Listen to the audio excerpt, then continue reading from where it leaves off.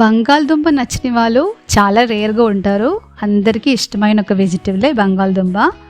అలాంటి బంగాళదుంపతో మంచి టేస్టీగా స్పైసీగా ఒక కర్రీ ఎలా చేయాలో మనం చూసేద్దాం ఈరోజు. Welcome to Babi's kitchen. ముందుగా బంగాళదుంప పీల్ చేసుకున్న తర్వాత ఇలా చిన్న ముక్కల కింద కోసుకొని వాటర్లో వేసుకోవాలి.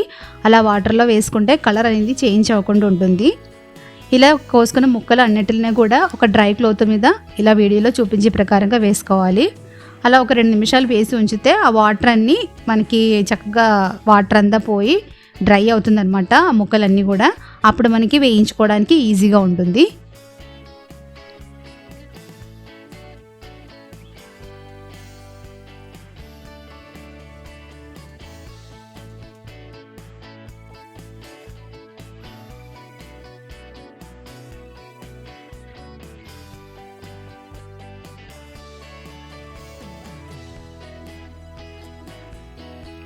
ఈ కర్రీ చేసుకోవడానికి నేను ఇక్కడ బఠానీ కూడా తీసుకున్నాను. ఈ బఠానీ ఒక నైట్ అంతా నానబెట్టేసుకున్నది.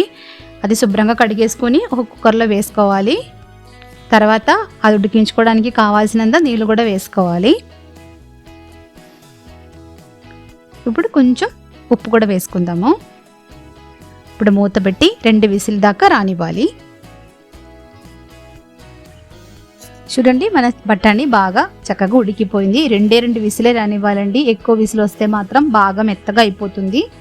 ఇప్పుడు స్టవ్ వెలిగించి ఒక కడాయి పెట్టి అందులోకి కొద్దిగా నూనె వేసుకోవాలి. నూనె వేడెక్కేసిన తర్వాత ఫస్ట్ కొంచెం పసుపు వేసుకోవాలి. పసుపు వేసుకుంటే బంగాళదుంప ముక్కలు అడుగంటుకోకుండా ఉంటుందన్నమాట. ఇప్పుడు మనం కట్ చేసి అలా డ్రై చేసి పెట్టుకున్న బంగాళదుంప ముక్కల్ని నూనెలో వేసి ఫ్రై చేసుకోవాలి. నేను అన్ని ముక్కల్ని ఒకేసారి ఫ్రై చేసుకోలేదండి. ఫస్ట్ కొద్దిగా సగం ఫ్రై చేసేసుకున్నాను, సగం ముక్కలు. తర్వాత మిగిలిన ముక్కల్ని రెండోసారి ఫ్రై చేసుకున్నాను అనమాట.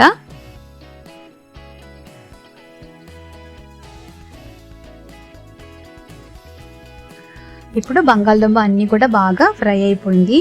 చూసారు కదా, లైట్గా గోల్డెన్ షేడ్ వచ్చింది. సో ఇప్పుడు దాన్ని కూడా మనం ఒక గిన్నెలోకి తీసుకొని పక్కన పెట్టుకోవాలి.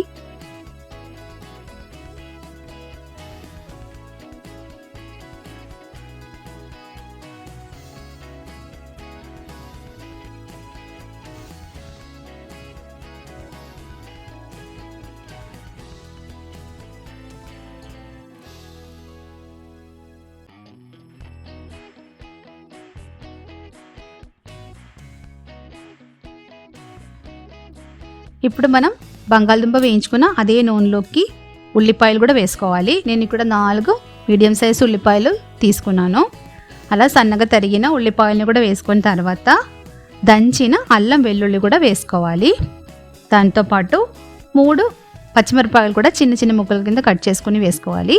కొద్దిగా కొత్తిమీర కూడా వేసుకోవాలి. కొత్తిమీరతో పాటు కొంచెం సాల్ట్ కూడా వేసుకోవాలి. అంటే మీకు రుచికి సరిపడినంత సాల్ట్ కూడా వేసుకొని ఒకసారి అన్నీ బాగా కలిపెట్టేసుకోవాలి. ఇప్పుడు ఉల్లిపాయలు ఒకసారి మూత పెట్టి మగ్గించుకోవాలి. చూడండి, ఉల్లిపాయలు మగ్గిపోయినాయి.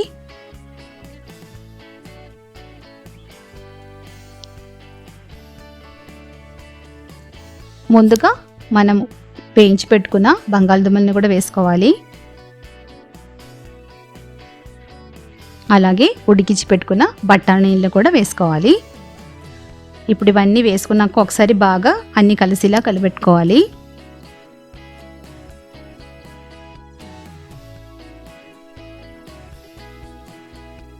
ఇప్పుడు 1.5 స్పూన్ కారం, 1 స్పూన్ ధనియాల పొడి, 1 స్పూన్ గరం మసాలా కూడా వేసుకోవాలి. ఈ కారం, ఉప్పు ఇవన్నీ కూడా మీకు రుచికి సరిపడినంత వేసుకోండి. ఇప్పుడు ఇవన్నీ ఒకసారి బాగా కలిపెట్టేసుకోవాలి.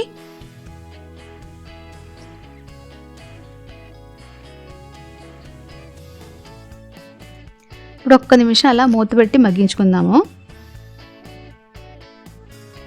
అంటే మనం ఆల్రెడీ ఇవన్నీ బంగాళదుంప ఆల్రెడీ మనం ఫ్రై చేసుకున్నదే, అలాగే బఠానీ కూడా మనం ఉడికించుకున్నదే.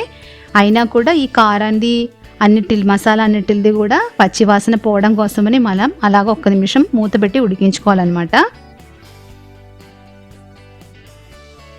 ఇప్పుడు కొంచెం గ్రేవీ కోసం నేను ఒక చిన్న కప్పు వాటర్ యాడ్ చేసుకున్నాను. మీకు గ్రేవీ కొంచెం ఎక్కువ కావాలనుకోండి ఇంకొంచెం వాటర్ వేసుకోవచ్చు. ఎక్కువ వాటర్ వేసుకోవడం కూడా బాగోదు. సో మ్యాక్సిమం 1.5 కానీ 2 కప్పు కానీ వాటర్ వేసుకుంటే సరిపోతుంది. నాకు ఇక్కడ ఎక్కువ గ్రేవీ అవసరం లేదు కాబట్టి నేను ఒక చిన్న కప్పు మాత్రమే వేసుకున్నాను.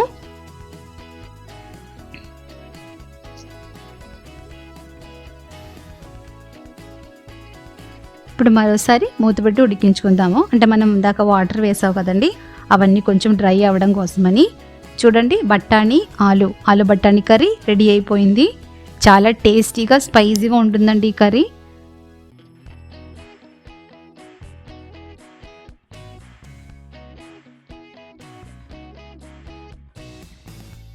మీరు కూడా తప్పకుండా ట్రై చేసి చూడండి.